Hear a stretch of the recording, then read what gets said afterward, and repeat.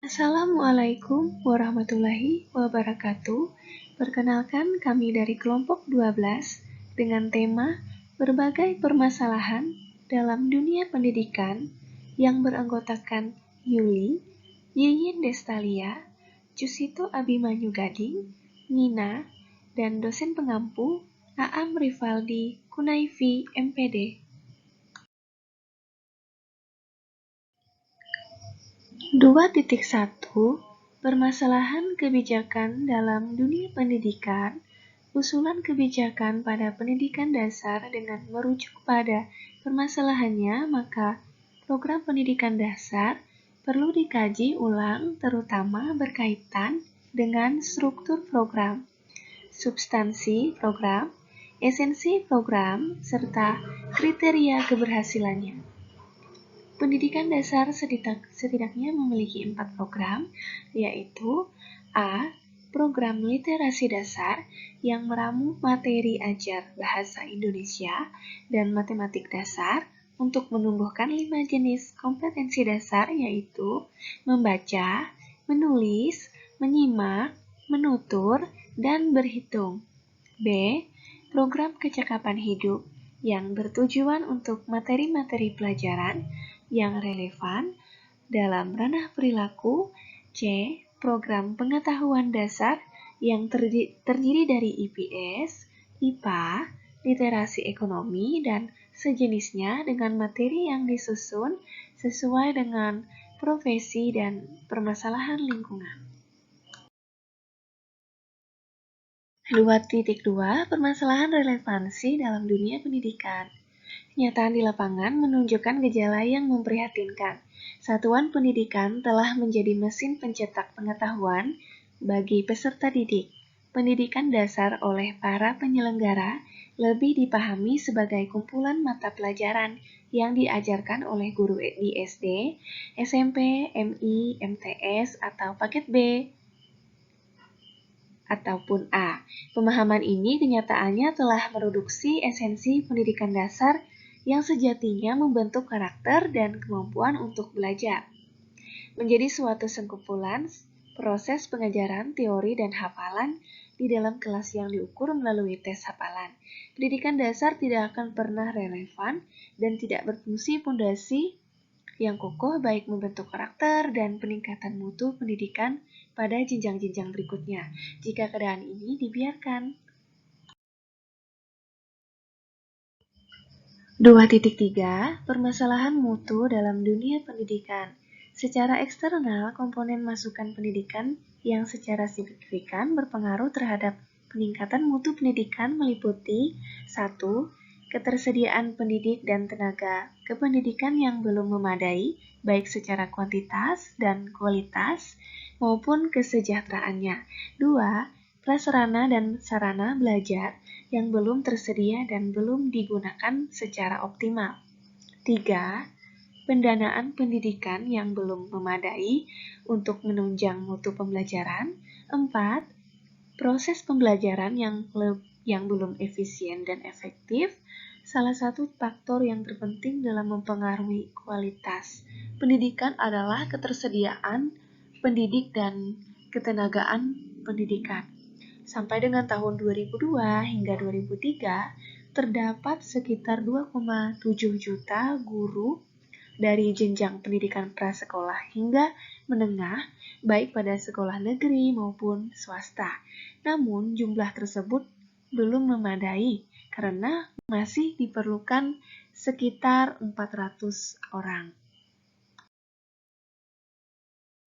Lanjutan, rasio ini tidak diikuti dengan pendayagunaan guru secara efisien.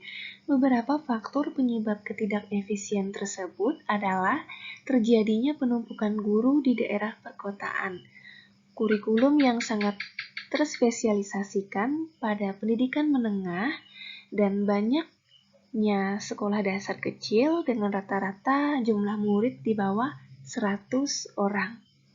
Rasio pelayanan siswa per guru tersebut akan menjadi isu kebijakan penting dalam peningkatan mutu dan efisiensi pendidikan, karena akan menghambat pemenuhan pembiayaan untuk biaya operasi satuan pendidikan, dan upaya untuk meningkatkan gaji guru. 2.4 Permasalahan pemerataan dalam dunia pendidikan. Selain akses distribusi yang sulit, akses pendidikan pun sulit diselenggarakan di daerah-daerah tersebut, terutama daerah tertinggal. Ketidakseimbangan pemerataan pendidikan ini terlihat jika dibandingkan dengan di daerah pusat, kota, atau pemerintahan, di mana tempat tersebut akses pendidikan cenderung merata. 1. Pendidikan pendidikan formal. A. Pendidikan prasekolah dan sekolah dasar. Pendidikan sekolah dasar mulai dapat dirasakan pemerataannya di berbagai tempat di Indonesia, termasuk di daerah terpencil. Namun yang menjadi permasalahan lanjutan adalah mutu pendidikan dasar yang tidak merata. Misalnya dari segi sarana dan prasarana sekolah, alat dan sumber belajar, hingga kualitas tenaga pendidik dan kependidikan yang berbeda antara pendidikan di daerah terpencil dengan daerah di perkotaan atau pusat pemerintahan. Hal ini dapat menyebabkan perbedaan kualitas SDM yang dihasilkan dari lulusan sekolah tersebut. Lanjutan 2. Pemerataan pendidikan nonformal. Di samping menghadapi permasalahan dalam meningkatkan akses dan pemerataan pendidikan di jalur formal, pembangunan pendidikan juga menghadapi permasalahan dalam peningkatan akses dan pemerataan pendidikan nonformal. Pada jalur pendidikan nonformal juga menghadapi permasalahan dalam hal perluasan dan pemerataan akses pendidikan bagi setiap warga masyarakat. Kesadaran masyarakat, khususnya yang berusia dewasa, untuk terus-menerus meningkatkan pengetahuan dan keterampilannya masih sangat rendah. Apalagi pendidikan nonformal pada umumnya membutuhkan biaya yang cukup mahal, sehingga tidak dapat terjangkau oleh masyarakat menengah. 2.5 Permasalahan manajemen dalam dunia pendidikan. A. Problem manajemen sekolah. Sekolah merupakan lembaga pendidikan formal yang menekankan inti pelajaran kepada pelajaran umum. Sebagaimana dikemukakan oleh Budianto, kebanyakan sekolah umum di Indonesia statusnya sudah negeri, sehingga secara pendanaan sebagian besar sudah tercukupi. Permasalahan yang masih sering muncul di sekolah biasanya terkait masalah klasik mengenai kualitas pendidiknya dan juga masalah yang baru muncul terkait implementasikan kurikulum 2013 yang disinyalir juga terdapat permasalahan yang sama pada lembaga yang lainnya. Sebagaimana penuturan Budianto berikut. Di sekolah umum masih banyak ditemukan guru yang mengajar tanpa melengkapi perangkat pembelajaran yang dibutuhkan dan juga masih menggunakan metode konvensional. Selain itu, terkait penerapan kurikulum 2013, banyak guru yang belum bisa menerapkan model pembelajaran berupa tematik integratif. 2.6 Permasalahan pembiayaan pendidikan dalam dunia pendidikan. Sedangkan beberapa permasalahan yang berkaitan dengan pembiayaan pendidikan di era otonomi daerah sebagai berikut. 1.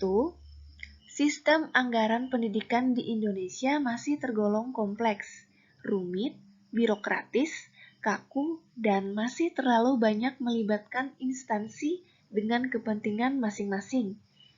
Dalam aplikasinya, nyatanya masih banyak permasalahan yang terjadi dengan pencairan anggaran lewat beberapa instansi, DAU, DAK, proyek-proyek pemerintah berskala nasional, regional, dan lokal nyatanya mengakibatkan banyak terjadi penghamburan dan kebocoran anggaran. Lanjutan, serta penggunaan yang tidak efisien. Zainuddin 2015. 2. Perbedaan kondisi di masing-masing daerah yang menyebabkan beberapa pula pada kemampuan masing-masing daerah dalam pengelolaan pembiayaan pendidikan daerahnya. Daerah-daerah yang kaya akan sumber daya alamnya secara otomatis akan mendapatkan suntikan anggaran pendidikan yang cukup banyak.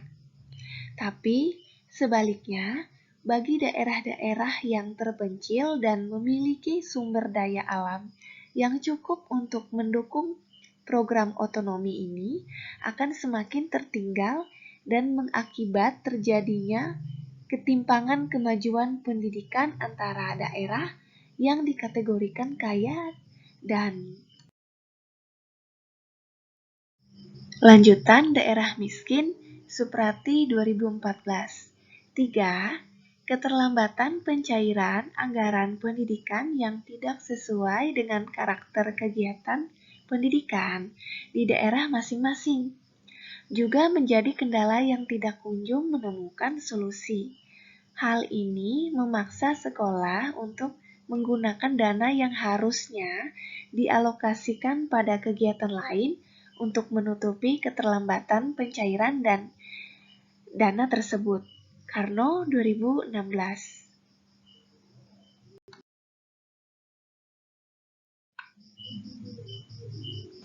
Mohon maaf apabila banyak kekurangan dalam pembuatan video.